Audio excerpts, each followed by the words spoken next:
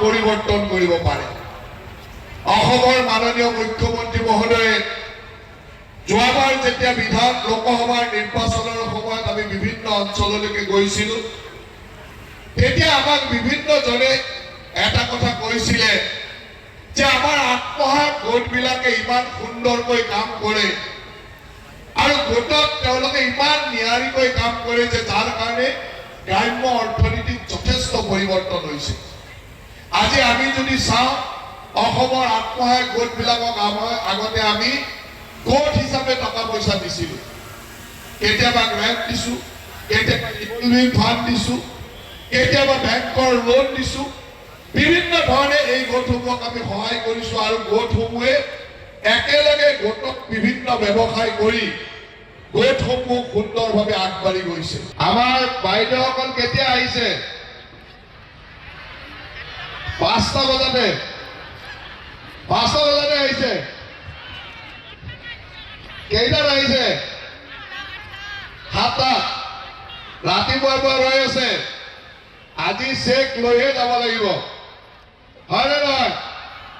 Check লৈ নগলে ঘৰৰ মানুহে লাজ দিব যে ইমান মিটিঙৰ পিছতে আমাৰ বিষয়াসকলে আপোনালোক সকলোকে চেক দিব আৰু মই আপোনালোক সকলোকে এই অনুষ্ঠানত উপস্থিত থাকি অত্যন্ত শুভেচ্ছা জনাইছো, ধন্যবাদ জনাইছো যে আপোনালোক সকলোৱে আহি আজি ইয়াত উপস্থিত হৈছে। মাননীয় মুখ্যমন্ত্ৰী ডাঙৰীয়াৰ নেতৃত্বত অসমত যি এই নাৰী সবলীকৰণৰ এক যাত্ৰাত মহিলা উদ্যমিতা আঁচনি অনা হৈছিল, এই আঁচনিৰ জৰিয়তে আপোনালোকক আমাৰ চৰকাৰখনে এই ধৰণে সহায় কৰিবলৈ পাই অত্যন্ত গৌৰৱ অনুভৱ কৰিছোঁ আৰু আপোনালোক সকলোকে সেইগৰাকী মহান মুখ্যমন্ত্ৰী যাৰ নেতৃত্বত আজি এই কামখিনি হৈছে আৰু আপোনালোকৰ মৰমৰ BTC প্ৰধান হাগ্ৰামা মহিলাই ডাঙৰীয়াৰ কাৰণে আপোনালোক সকলোকে এটা দীঘলীয়া হাত চাপৰি বজাই দিবলৈ অনুৰোধ কৰিছোঁ।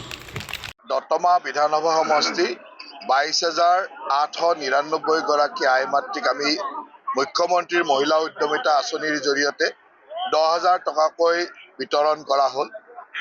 মাননীয় মুখ্যমন্ত্ৰী ডাঙৰীয়াৰ এটা অভিলাষী আঁচনি আছিল যে মুখ্যমন্ত্ৰীৰ মহিলা উদ্যমিতা আঁচনি, আৰু এই আঁচনিৰ জৰিয়তে অসমৰ প্ৰতিটো সমষ্টিতে অতি কমেও 20-25 হাজাৰ, কোনোবা সমষ্টিত 30-35 হাজাৰলৈ আই মাতৃ আছে। সকলোকে আমি 10,000 টকাকৈ অৰ্থনৈতিক সহায় কৰিছিলোঁ যাতে তেখেতসকলে নতুন ব্যৱসায় আৰম্ভ কৰিব পাৰে আৰু মহিলাসকলৰ মাজত উদ্যমিতা বৃদ্ধি হয়।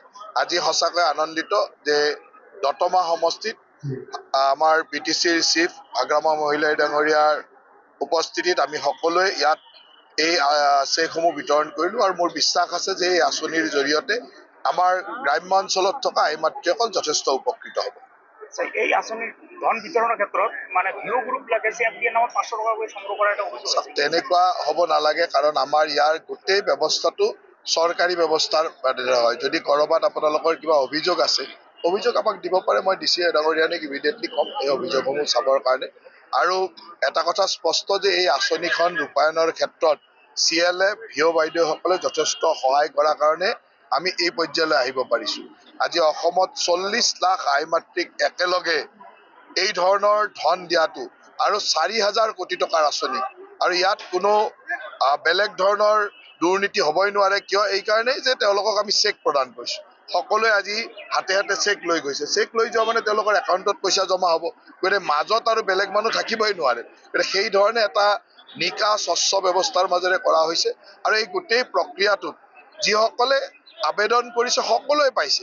মাত্ৰ আমাৰ যিকেইটা ক্ৰাইটেৰিয়া আছিল যে আমাৰ এই অঞ্চলততো সেই ক্ৰাইটেৰিয়াটো ফুলফিল নহয়, কাৰণ যে ট্ৰাইবেল মানুহৰ 3টাতকৈ বেছি বাচ্চা থাকিলেও আমাৰ সেইটো এলাউ কৰা আছে। ট্ৰাইবেল এৰিয়াক বাদ দি যিসকল জেনেৰেল এৰিয়া, তাত 3টাতকৈ বেছি ল'ৰা ছোৱালী থকা বাইদেউসকল ইয়াৰ পৰা বঞ্চিত হৈছিল। তাক বাদ দিতো আমাৰ দতমাতটো মোটামুটি সকলোৱে পাইছে। আৰু ইয়াতে যদি চাই এপ্লাই কৰা মানুহো হ'ব হয়তো 24,000 বা 23,000, পাইছেও 23,000, এনেকুৱা। ইয়াত বহুত বেছি ডিফাৰেঞ্চ নাথাকিব। ধন্যবাদ।